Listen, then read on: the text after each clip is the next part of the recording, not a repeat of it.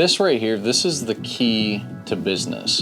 Business constantly is working off of this bottleneck. There's always the one skill that we're trying to discover that is holding us back. And for me, the bottleneck that continued to hold my business back started to show its face 2 years before discovering this framework.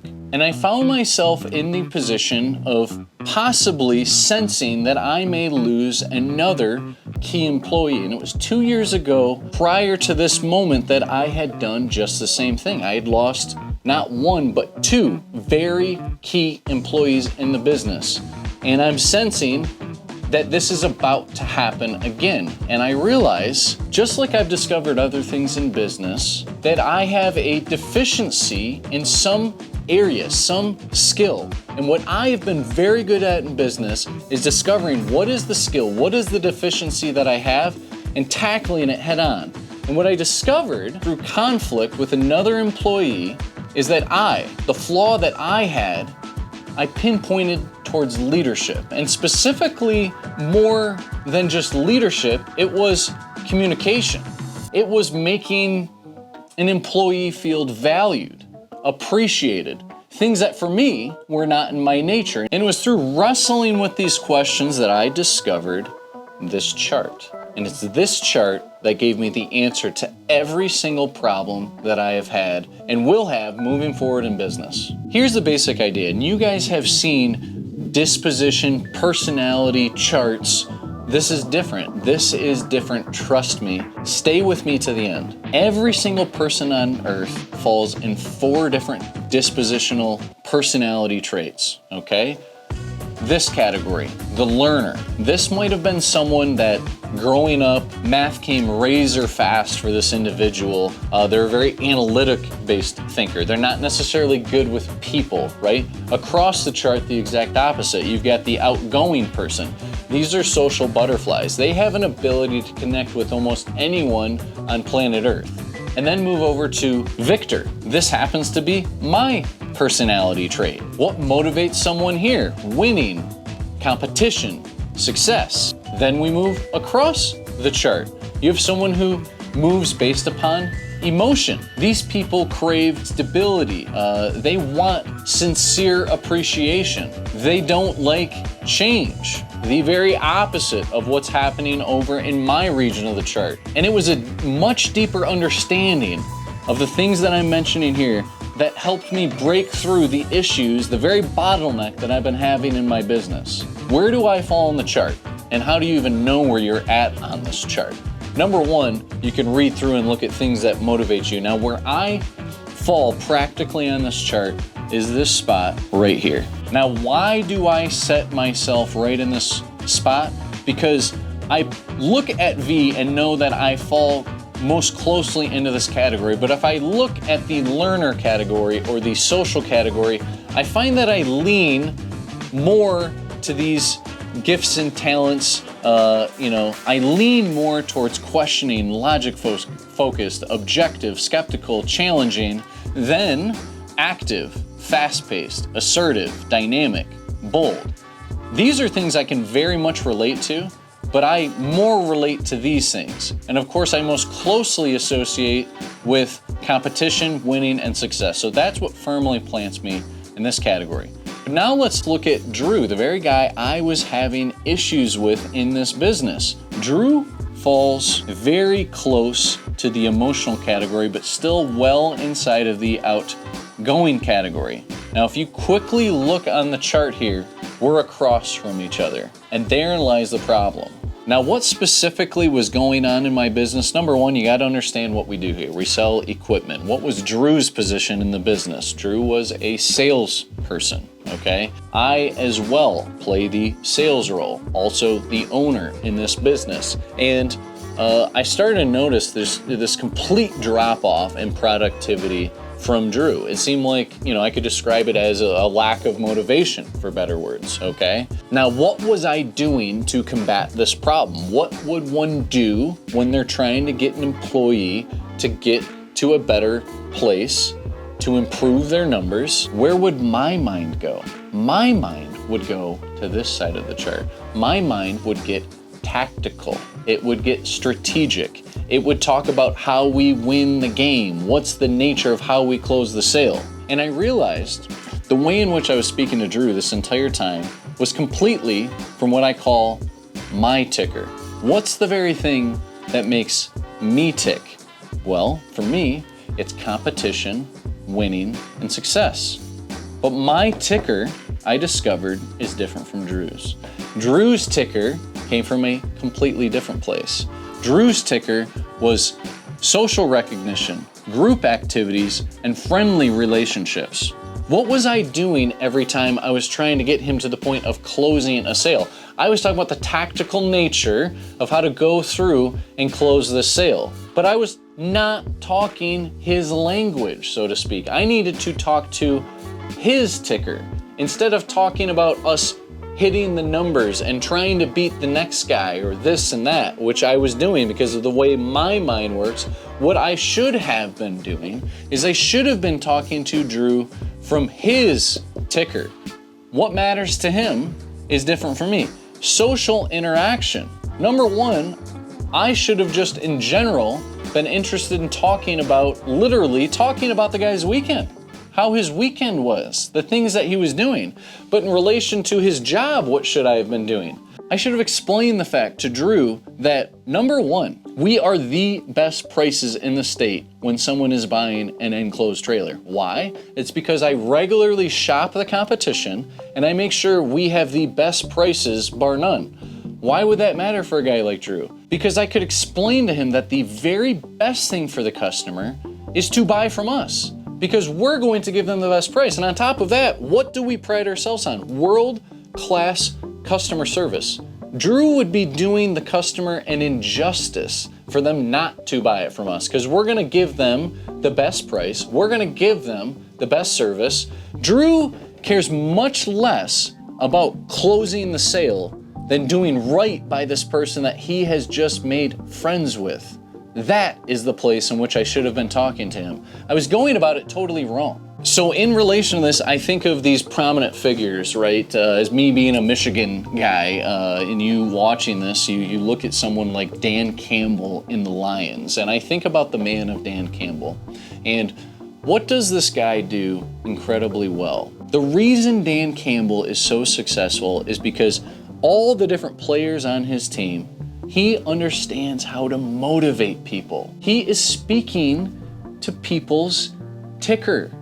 These are the very things that motivate people to get a job done. And so now in the context of knowing this very information, with Drew in this case, I was talking to him completely the wrong way. I was talking to him from my ticker, not his. And in realizing this information, not only did I realize I was talking to him in the wrong ticker, I realized I had him completely in the wrong role.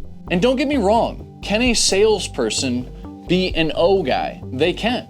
But the best O people, they're in roles that are marketing, operations, creative expression type roles in your company, who are typically, and again, not always, but who are typically the best salespeople. Those are people that reside firmly in this V category, victors. These are guys that are just gonna go, they're grinders. They wanna do whatever it takes. They're gonna stay here late at night to beat the next guy. There are spots in your business that you need to have people in every single one of these categories. But it's important to understand not to just throw someone into a box, because I truly believe someone in the O category can be an elite salesperson, okay? But why was it not working for a guy like Drew? There were 3 reasons. Number one, Drew didn't grow up necessarily around equipment. He wasn't thinking the blue collar way growing up. Now, loving the product, that's a key part, okay? But I'll be honest with you guys as well, that 6 years ago, I'm here selling equipment now. I knew nothing about equipment.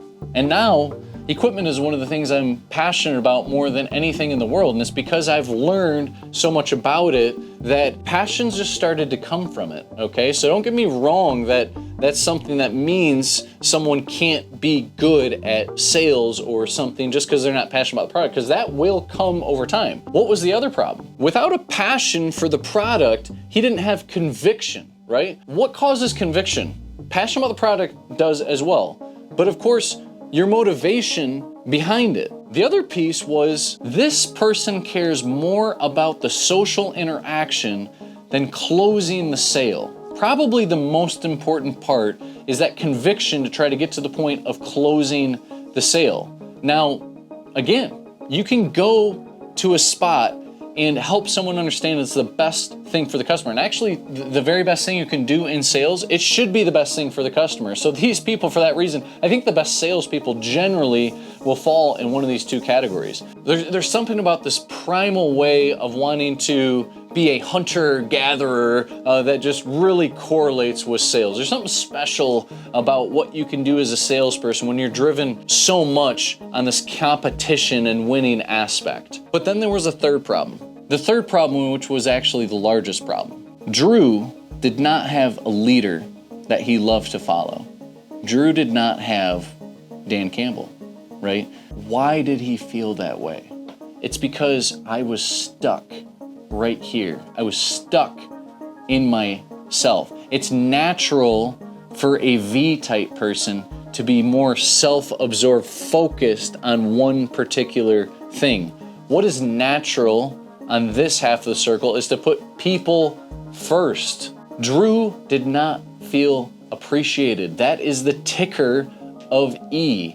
Drew did not get social interaction from me. He wasn't being fed by his leader. What will make you a leader that people love to follow? You need to start talking in their ticker. You need to speak to the things that motivate them. When I discovered this, I went from a leader that people did not love to follow to one that they actually do. And that happened in a very short period of time in discovering this chart. So stay with me here because I'm going to take this thing home in the context of business, okay? But let's look at the marriage of Matt Howe, okay? Where does Mrs. Howe, where does Jean reside on this chart? Well, she sits firmly in the E category. And I'll tell you what, I have discovered that there are only two reasons ever in this world for conflict. There's only two. One is that two individuals do not have the full facts about the situation. Someone might know more about a situation than the other. If they don't have the same understanding, that can lead to conflict. If two people have the exact same understanding on a situation, the only other reason for conflict is that they are different dispositionally. Boy, I didn't know it when I got married. And here's a fun fact if you're married. If you fight a lot with your spouse, you guys are in different dispositions. You're either here and here, or you're here and here. If you get along with your spouse well and you never have fights, you're probably in the exact same boat. If there's some fights going on, then you guys probably are only one rung away. Anytime that two individuals have conflict and it's not due to not understanding the situation, it is because of the disposition. So let's take this, again, bear with me on this. Let's take this in the context of my marriage when I discovered this going on. So I'm at home and we get a package delivery from Amazon. We've got a mattress. It's in this box and it's rolled up tightly with the wrapping around it. My wife says, go ahead and take this out to the garage. You got to cut it open, let it air out. And once it's at its kind of full foam capacity, go ahead and bring it in and set it in the kid's bedroom. So, I do that. And I'm in the middle of taking this out to the garage, cutting this plastic off the mattress. And I look, and we live in Michigan. There's snow on the ground. There's dirt. It's one of those situations that I feel as though she doesn't know the full context of the fact that there's dirt and snow in the garage. So I start to pull this into the kitchen, and I'm gonna let this air out, so to speak, inside. My wife kind of stops me in my tracks and she says, well, honey, I wanted that out in the garage. And I said, well, there's dirt, snow, it's not gonna make sense to put in the garage. And she says, well, there's chemicals. And I kind of stop in my tracks and I say, chemicals? I don't really care about chemicals right now. It's not gonna work. It's not gonna happen. Doesn't make sense to go in the garage. And so I tell her this information.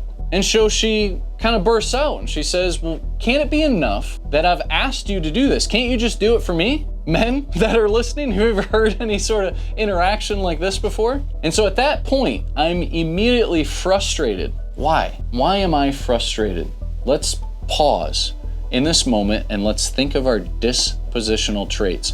What is the dispositional trait of a victor while this is going on? A victor wants to get the job done quickly. A victor wants to complete the task. He wants to be successful. What is happening over here? Emotion-based. What is a strong motivator for the person in this category? Safety. What's going on in my wife's head? I didn't ask her. I didn't ask anything more about what chemicals meant, okay? But what was going on in her head is she was worried about the safety. There were cancer-causing chemicals that she had read about that she was concerned for the family's safety. So what's happening between my wife and I? Conflict, and it's all about the dispositions. So I realize this. We get this whole thing resolved, honestly, pretty darn quickly once I realize what's going on. And I tell her what's going on in my head. And now all of a sudden, me never ever having been truly empathetic with people, now I completely understand what's going in her head. It's like the main part of her is so concerned with these things that I now truly understand her. And the beauty of this framework, the beauty of the system is it forces you to think outward. The only way that you can go outside of your box, the only way you can truly change your behavior is to think of the other person first. It's to be selfless. So what was she craving? She was craving empathy and appreciation. She was thinking about safety. And it's all those places that I now finally feel like I understand my wife. She wanted to know that I was thinking about her safety, and it was through further questioning her that I figured out she had read some article that was talking about these cancer-causing elements in the mattress that is still there 24 to 48 hours after you take it out. Now, what could she have done? She could have told me about this study. My logic-minded self would have really appreciated understanding exactly that fact. She also could have just simply had a lot more patience with me because I'm a guy that wants to get the task done right there. I want to complete the task, and that's where I was coming from. And it's been through interactions like this, ever since I've discovered this, that has completely changed my life. It's completely changed the business. And the wild thing is, like I said, it helps in business, but it helps in life, and it helps in friendships. And the part that's not talked enough about dispositional traits is you have the power now to go anywhere on the chart, okay? So what do I mean by that? I was another guy that was working here, and once I sort of was starting to discover all this information, he said, well, how can you explain the fact that I'm wildly competitive when I step onto that basketball court? This is a guy, Spence, who works here at Howe Equipment, and he is just firmly in E, which is nothing to do with this competition aspect. And I'm starting to realize the truth and everything that's going on here, and, I think deep. And I ask him, the only thing in my mind, if this guy's truly an E guy, is that he must be motivated by the things that are in this emotional category. And so I ask him, and I'm looking at this chart, and I ask him, is it possible that you went to this extremely competitive place because you cared more about your teammates and the greater good of cooperating than actually winning the game yourself? And he thinks, and he says that is exactly why I did it. Then I look at a guy like my dad. My dad is an O guy. He is a state championship and national championship wrestler. He started the sport of wrestling when he was a junior in high school, and the very next year he was a state champion. And I start to realize these common denominators among people. And again, when you think of people that are that kind of level in sport, you think they must be that V type of person. But again, I realize it must be for a reason. So I ask my dad, a guy that he's talked about a lot, Coach Provenzel. And I say, did you go to that place of winning that state title because of Coach Provenzel, wanting to make him proud, because of the relationship you had with him?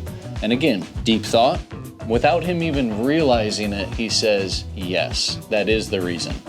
Then a guy who could have went to a college like Michigan State, big Division I, and he goes to Northern Michigan, a Division II school. And why? Why does he pick that school? because he's relationship based, my dad. And he goes there because of the coach. And what happens because of the relationship with the coach, the relationship with the players, because that's his ultimate motivator and he's in the right place? National championship. Again, this kind of relates to the whole business factor, right? Could Drew be an outstanding salesman? Well, the thing is, once I discovered this, and once I started talking to him the right way and doing some of the things that I talked about, I saw more conviction from that man than I've seen any other time with him. And he went from, low productivity level to amazing skills on the sales floor. And all of a sudden he was doing it because he was motivated. But what else does the chart allow you to do in business? Not only does it help you figure out how to motivate your people, now, like I said, you need to start using this to figure out to get your people in the right positions. And if it's true that this guy Drew is motivated by this social nature and he's motivated by creative expression, as the chart indicates, I realize maybe I've got this guy in the wrong role. And so I draft a whole list of possible jobs that could be for him, all of them centered around marketing and operations, things where he is with the people all the time, things where he is trying to connect and understand everything